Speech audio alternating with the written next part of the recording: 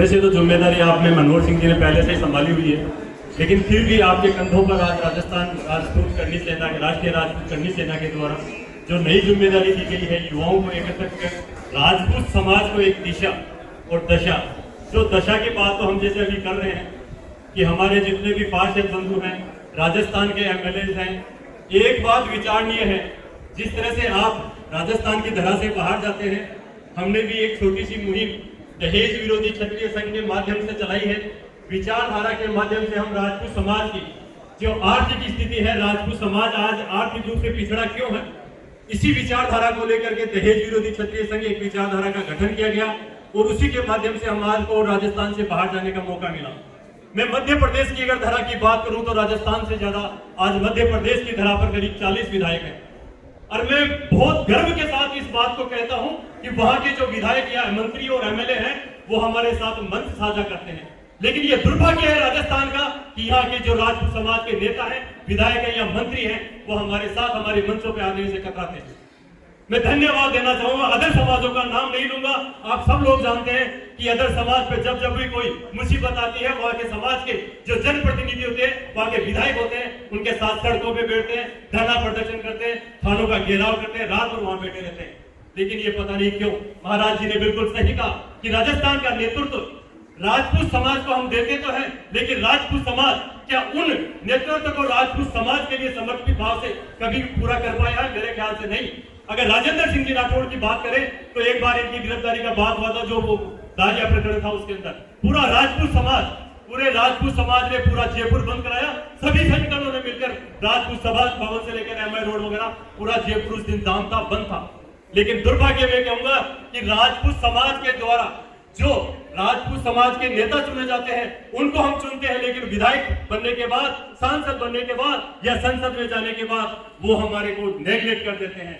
कई बार ऐसे कानून भी संसद भवन से भी बने हैं, लेकिन वहां पर राजपूत सांसद बहुत होते हैं, लेकिन कोई भी विरोध नहीं करता, कारण कि पार्टी का टिकट छिन जाएगा। उनके लिए समाज महत्व नहीं रखता, उनके लिए पार्टी का टिकट महत्व रखता है, अपनी पहचान महत्व रखती है। तो मैं बता रहा हूं ना, ये राजस्थान का एक दुर्भाग्य है कि आज तक राजपूत समाज के द्वारा ऐसा कोई नेतृत्व राजपूत समाज को मिला ही नहीं, जो राजपूत समाज का वास्तव में नेतृत्व कर सभी समाज के संगठनों को एक मंच में लाने का प्रयास कर सके। आज हमें देखा जाए तो कहीं न कहीं में हमारे में वास्तव में ईगो है, अहम है, अहंकार है, और वो इस बात का है कि यार मुझे निमंत्रण नहीं दिया गया तो मैं वहां उस प्रोग्राम में क्यों जाऊं। ये बहुत बड़ी कमी हमारे जयपुर राजपूत समाज में जो निवास, मेरे परिवार में किसी हो रही है, इस चीज का अगर कहीं पे होगा तो मैं उस चीज का खड़ा होकर विरोध करूंगा। ऐसे ही मृत्यु भोज भी बहुत बड़ी बीमारी है, ज्यादातर गाँव में आजकल बंद हो चुका है, क्योंकि एक परिवार में बहुत हो चुकी है, दूसरे आप वहां पे जाके खाना खा, बड़े शर्म की बात है। उसी में अपन जैसे किसी के पिता खत्म हो जाते हैं, पगड़ी दस्तूर होता है, वहां पे उसकी बोली लगाई जाती है। बड़े लड़के के सगा वालों ने आके कह दिया कि हमारी तरफ से 21,000। अब जो छोटे वाले के बेटे के हैं, मान लो उनकी 2100 की हैसियत नहीं है, आप शर्मिंदगी के, आप नीचा किसको दिखा रहे हो? समाज के लोग। ऐसी कुरीतियों को विरोध में आप लोगों को आवाज उठानी चाहिए। यहाँ पे आप सिर्फ हमारे जैसे महरोली गांव मेरा सिर्फ 100 रुपए हमने कर रखा है, मृत्यु भोज 15 साल से बिल्कुल बंद। तो ऐसी शुरुआत आप ही करो।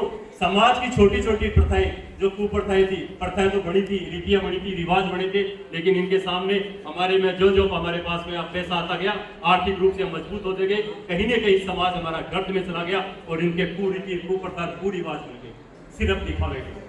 आज एक पिता, बच्ची का पिता 22 से 25 साल मेहनत करता है, वो गर्मी में, धूप में, पसीने में, कहां पर भी रात दिन मेहनत करके पैसा इसलिए जोड़ता है कि मेरी बच्ची की शादी अच्छे घर में हो जाए और मेरे समाज के अंदर मान प्रतिष्ठा बनी रहे। मान प्रतिष्ठा सिर्फ 3 घंटे की चर्चा, सिर्फ 3 घंटे की चर्चा के लिए आप उस बच्ची के पिता को इतना मजबूर कर रहे हो कि उसकी 25 साल की मेहनत सिर्फ 3 घंटे में लुटा के आप चले जाओगे। मैं आज तक कहीं ना कहीं मैं भी इस चीजों में दोषी रहा हूं, लेकिन 2-2.5 साल से जब से दहेज विरोधी विचारधारा से जुड़ा हूं, जैसे शादी ब्याह के अंदर ये टेबल रखी है ना, गोल टेबल, शराब वाली, उनका भी बहिष्कार होना चाहिए। आप जरा कल्पना करो उस चीज की कि वो बच्ची का पिता किस तरह से, कितनी मेहनत करके उसने वो पैसा कमाया होगा।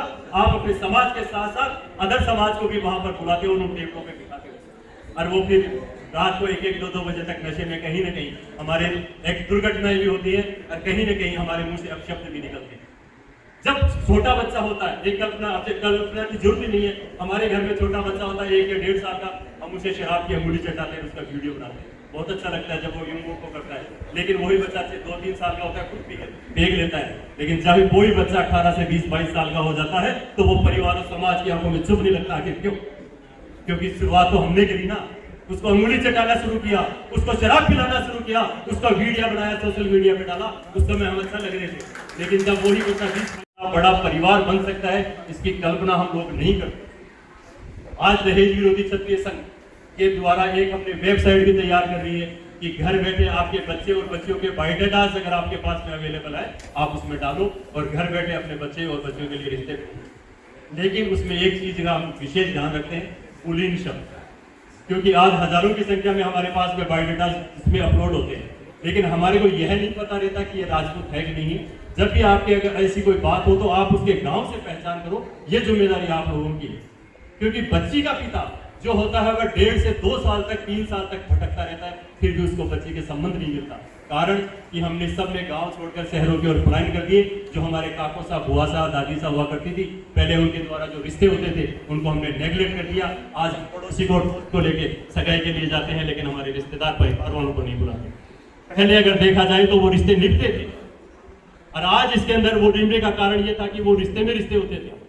आज एक और बहुत बड़ी पंडितों ने हमारे दिमाग में बिठा रखी है कि साहब गुण नहीं मिल रहे, कन्या के और वर के गुण नहीं मिल रहे।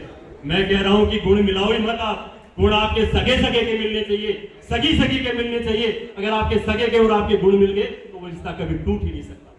जब पहले बारात जाती थी, आप लोगों को ध्यान हो, आपको तो फिर युवाओं ध्यान नहीं है, आप लोगों का अगर ध्यान हो तो पहले बारात जाती थी, उसमें अगर कोई बच्चा पसंद आता था तुरंत उसकी शादी कर देते थे। किसी तरह का कोई रिश्ता नहीं होता, वो कुंडली नहीं मिलान करते थे कि 36 गुण मिल गए, 32 गुण मिल गए, नहीं। आप लोगों के अगर व्यवहार मिल रहे हैं, आप लोगों के सगे के अगर गुण मिल रहे हैं तो वो रिश्ता कभी टूट ही नहीं सकता। सबसे बड़ा कहना नहीं चाहिए, लेकिन आज के युग में कहीं ना कहीं हम ये मोबाइल जो है वो भी बहुत बड़ी विडम्बना वैसे कहूंगा मैं, ये आर्थिक युग है, इलेक्ट्रॉनिक युग है, आज के आगे बढ़ने का युग है। इसके लिए मोबाइल यूज होना चाहिए, लेकिन इसका मिस यूज कहाँ होता है? जब बच्ची की हम शादी कर देते हैं, बच्ची की शादी करते हैं, हर 15 मिनट में 5 मिनट में उसकी माता के द्वारा पूछा जाता है तू क्या कर रही है, क्या बढ़ रही है, वगैरह वगैरह, जो भी घरेलू बात होती है। कहीं ना कहीं फिर वो बात होती है, अगर सास ननद में घर में 2 नया सदस्य आता है, कोई गलती हो भी जाती है तो वो तुरंत अपनी माँ से शिकायत करती है, तो माँ तुरंत कहती है कि मैं तेरे भाई को भेज रही हूँ, तो इसको लेके आ। घर टूटने का कारण है। लेकिन आप इसमें मजाक वाली बात नहीं है। आज के करीब 20 साल पहले की आप बात करो, उस समय चिट्ठियां चला करती थी, चिट्ठी चलती थी तो वो 7 दिन से चिट्ठी पीहर पहुंचती थी और 8 दिन या 15 दिन बाद में वापस उसका जवाब आता था, तब तक मामला शांत हो जाता और वो घर जुड़े हुए थे, आज तक टूटे नहीं है। आज मैं मेरी शादी की बात करूं, 29 साल हो गए, मेरे से पहले भी युवाओं की शादी हुई होगी, लेकिन वो रिश्ते आज तक निभ रहे हैं क्योंकि हमने गुण मिलान नहीं किया। न हमने 36 गुण मिलाई, ना हमने कुंडली मिलाई। और आज हमारे दादा साहब, दादी साहब, परदादी, किसी के भी देख लो आप, कोई नहीं उस समय जाते थे शादी करके ले आते। लेकिन जितने गुण मिलान कर रहे हो, जितने आप कुंडलियां मिला रहे हो, उतने ही ज्यादा घर बर्बाद हो रहे हैं। कहीं ना कहीं इसमें माता पिता का भी दोष है कि आप जब आपने बच्ची की शादी कर दी तो उसके घर वाले जाने, वो जाने। तो मैं क्योंकि समय ज्यादा ले लिया, युवाओं से वास्तव में मैं निवेदन करना चाहूंगा हाथ जोड़कर, जो मैंने पहले बात बताई कि झुकना, आप झुकना सीखें, सम्मान दो, सम्मान लेकिन उसी का होना चाहिए जो सम्मान लायक है। मैं ये भी नहीं कहता कि जो आपको गाली देता हो, जिसकी से वो नाली में पड़ा रहता हो, उसके भी आप आओ, उनको आप समझाएं, इसके प्रयास करें। दारू की जो टेबलें लगती हैं उनका आप बहिष्कार करें, टीका पड़ता है उसका आप बहिष्कार करें। अगर आप 10 रुपए की जवारी का भी त्याग कर रहे हैं तो समाज के लिए आप बहुत बड़ा त्याग कर रहे हैं। सोशल मीडिया पे कई बार मेरे को देखने को मिलता है, जैसे हम लोग क्या कि सोशल मीडिया पे किसी ने 11 लाख या 21 लाख टीका वापस लौटाते हैं, तो हम लोग उसको सोशल मीडिया पे डालते हैं, तो युवाओं के द्वारा कमेंट्स आते हैं कि जब लौटा नहीं था तो दे दिए, वो दिखावा ही क्यों? अरे उन्होंने त्याग तो किया ना, आज 11 लाख उन्होंने लौटाए तो है ना। आप 10 रुपए की जुहारी तो छोड़ के देखो, आप 10 रुपए की जुहारी छोड़ो ना कि साहब आज से मैं जुहारी ले लूंगा, कोई बहुत बड़ा त्याग नहीं है, लेकिन समाज के लिए ये बहुत बड़ा संदेश है, मैसेज आएगा, इससे वास्तव में परिवर्तन आएगा। जितने भी संगठन है समाज के कहीं पे भी बने हुए, कहीं न कहीं समाज हित में काम कर रहे हैं, मैं उन सभी का तहे दिल से आभार भी व्यक्त करता हूँ, धन्यवाद भी देना चाहूंगा। लेकिन दहेज विरोधी विचारधारा के जो हमारे 4-5 उद्देश्य हैं, उसमें हम लड़की वालों से यह कहते हैं कि आप दिखावा मत करो। दिखावे के कारण से प्रतिस्पर्धा पैदा होती है। आज अगर आप सक्षम हैं लेकिन आपका अगर भाई सक्षम नहीं है, आपने मान लो 11 लाख 21 लाख गाड़ी घोड़े प्लाट दे दिए, वो आप उसका दिखावा कर रहे हो बारात के सामने, सबके सामने। मैं कहता हूं कि वो दिखावा प्रथा बंद कर दो, आधे से ज्यादा कुरिवाज कुरीति तो ये जो दहेज टीका है उसको बंद हो जाएगा। लड़के वालों से हम ये कहते हैं कि आप मांग मत करो। बेटी का पिता अगर सक्षम है तो वो अपने आप ही रहते ही देगा, तो आप बोली क्यों लगा रहे हो? अपने बच्चे की आप बोली क्यों लगा रहे हो? समाज के सामने आप अपने बच्चे की खड़ी होकर बोली लगा रहे हो, उसको बेच रहे हो। फिर आप एक लंबी चौड़ी लिस्ट दे देते हो परिवारों में, बात निकल के आती है 1 महीने 1.5 महीने 2 महीने बाद ही कि साहब लड़की में तो संस्कार नहीं। तो आपने जो लिस्ट दी थी उसमें संस्कार तो लिखा ही नहीं था।